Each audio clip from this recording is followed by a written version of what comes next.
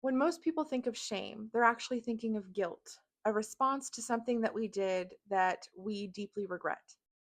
But the type of shame I'm talking about is the shame that quietly sits in the background of who you are and tells you you aren't worth it, tells you that you aren't enough.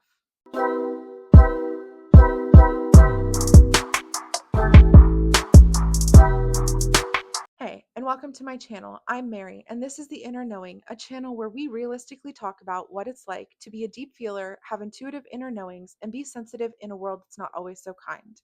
Shame is something that I have dealt with in a lot in my life, and I used to confuse shame and guilt. Guilt is I've done something and there is a consequence to that. I said something that hurt someone that I care about.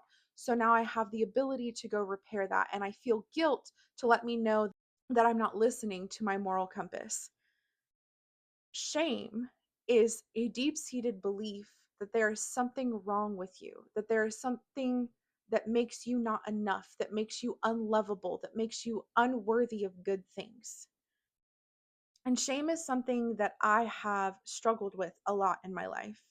And for a long time, I didn't know that I was filled with shame. And I made a lot of choices from that place of believing that I'm not worthy, that I'm not enough, that I can't be worthy of love. Guilt is I fucked up. Shame is I am fucked up. And I confused those a lot when I was younger. And once I became aware of what shame is and started to notice it within myself, noticing it in the background, I deal a lot with OCD and anxiety. This is something that I talk about a lot on my channel. And the root of those things for me is perfectionism driven by shame. You see, every time I walk into a room or I'm in a situation where I feel less than, my perfectionism takes over. It's a means for me trying to control how people feel about me because at the core of who I am, I believe that I'm not enough, that I have to work harder, that I have to be more, that I have to do more, accomplish more to be seen as someone worthy of standing in the same space as any other person. And when I feel like I'm less than, it trips off my anxiety because my anxiety, my OCD are trying to gain control over that feeling within me, right? I walk into a situation with my friends and I feel like I'm not enough. So I start going into perfectionism mode and I start trying to take care of everybody and do everything and be the best and do the most. And it's exhausting.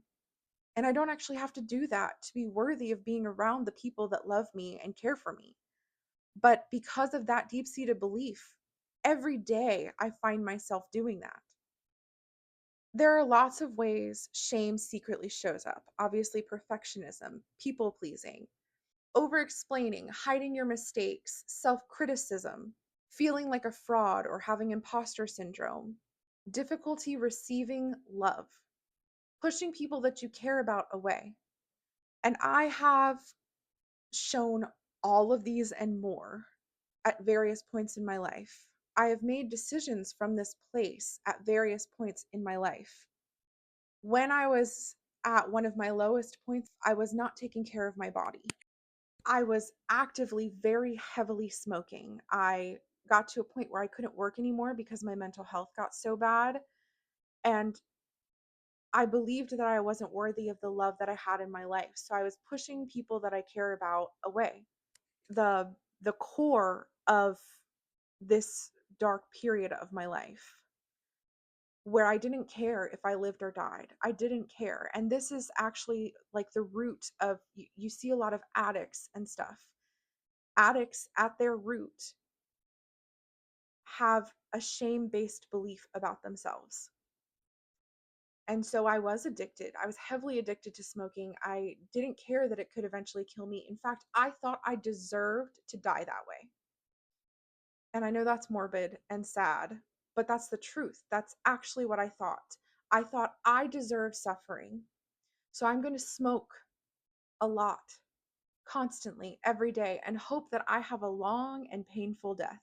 Because That is how much I hated myself. And I was smoking ridiculous amounts of hookah, which I know is not something normal that most people smoke, right? Unless you're from a different country. But I really got into smoking hookah. I was smoking 10 hookahs a day. It was a lot. Um, and I didn't care. I didn't care about my body. I didn't care about the fact that I couldn't function enough to do anything. I just simply did not care. And I hoped eventually it would kill me. Eventually, something happened in my life that woke me up, that made me realize that I was carrying this deep seated hatred for myself. And I started going to therapy, and I learned about what shame is. And then I started noticing where shame was driving my choices in my life. And the biggest place where I made a change was to quit smoking. Because for a long time, smoking was the thing that was keeping me alive, but also the thing that I was hoping would eventually kill me. And so when I broke free from that, I had this whole new outlook on life. And the shame, it's still there. It's still here. I still struggle with it every single day. And for a long time after I quit smoking and started working on myself, I thought the more I heal, the less shame I'll feel. I'll never feel shame again. This will end. And that is a trap because it is a deep seated belief that's going to be there. I still struggle with shame every single day, but I choose to love myself. So healing shame means being able to sit with all of the parts of myself, the ugliest, most difficult to look at, things I hate the most about myself, parts of myself, and the beautiful parts of myself, and say, regardless of all of this, regardless of the fact that I don't feel like I'm worthy, I am. And I make choices regardless of this feeling that comes up. For me, this looks like there are days where I wake up with that same feeling of self-hatred, or I did something that hurt somebody that I care about, or a part of myself that I'm not really proud of showed up today. And my brain will start to shame spiral, and I have learned to notice when it's doing that. A lot of times it looks like a bunch of self-hatred, your life isn't going to get any better kind of thoughts, a lot of anger, a lot of resentment, just dark, heavy thoughts, and they'll just spiral and get darker and heavier. And I can choose to let myself sit in that and make choices from that place. Or I can choose to recognize when that's happening and choose from a different place. So I'm the shame's there. It's it's telling me to hate myself, but I don't have to choose to hate myself.